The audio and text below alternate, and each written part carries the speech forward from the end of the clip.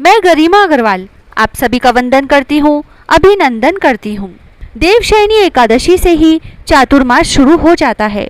चातुर्मास देवशयनी एकादशी से देव उठनी एकादशी तक माना जाता है।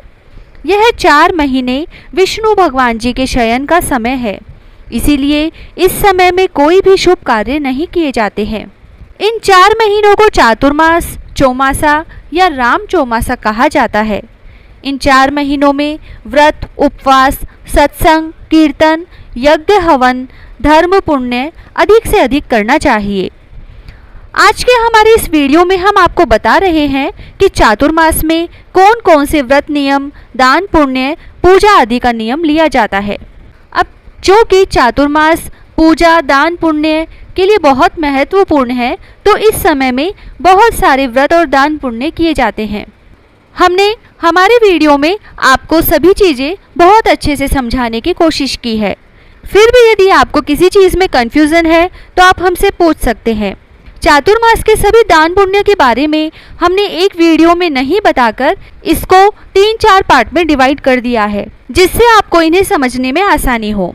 तो चलिए सबसे पहले आज की वीडियो में हम जानते हैं कि चातुर्मास में परिक्रमा का नियम कैसे लिया जाता है तथा किस किस की परिक्रमा लगाई जाती है, कितनी और कितने साल तक लगाई जाती है तथा उद्यापन कैसे किया जाता है, क्या दान दिया जाता है।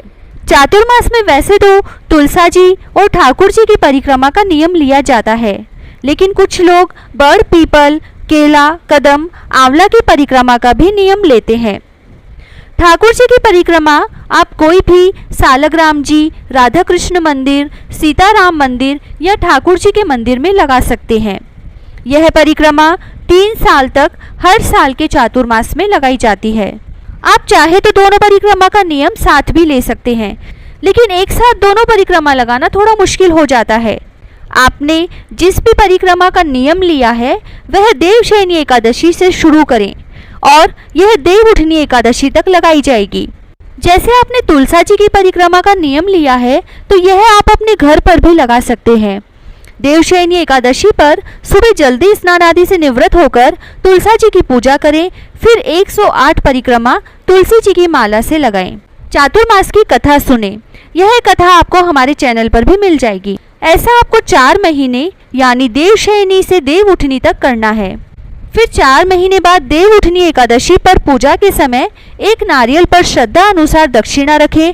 फिर परिक्रमा के बाद किसी मंदिर या ब्राह्मण को दान में दे दें।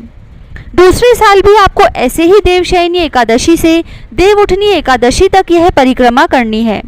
दूसरे साल के उद्यापन में तांबे, पीतल या स्टील का लोटा और डोर यानी सफ़ेद सूत की रस्सी दी जाती है तथा तीसरे साल के उद्यापन में साड़ी, ब्लाउज, पेटीकोट, सुहाग का सामान और दक्षिणा दी जाती है। अब यदि आप 3 साल का नियम नहीं लेना चाहते हैं या नहीं कर सकते हैं तो पहले ही साल में तीनों साल का सामान चढ़ाकर दान में दे दें। इसी तरह ठाकुर जी की परिक्रमा के लिए भी पहले ठाकुर जी की पूजा करें, फिर 108 परिक्रमा लगाएं।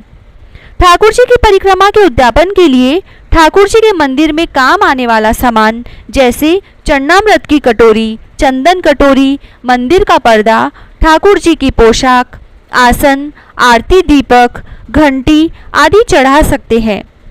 यदि 1 साल का नियम ले रहे हैं तो अपनी श्रद्धा अनुसार कितना भी सामान चढ़ा दें, और यदि 3 साल का नियम ले रहे हैं तो हर साल अलग अलग कितना भी सामान आप अपनी श्रद्धा अनुसार चढ़ा सकते हैं।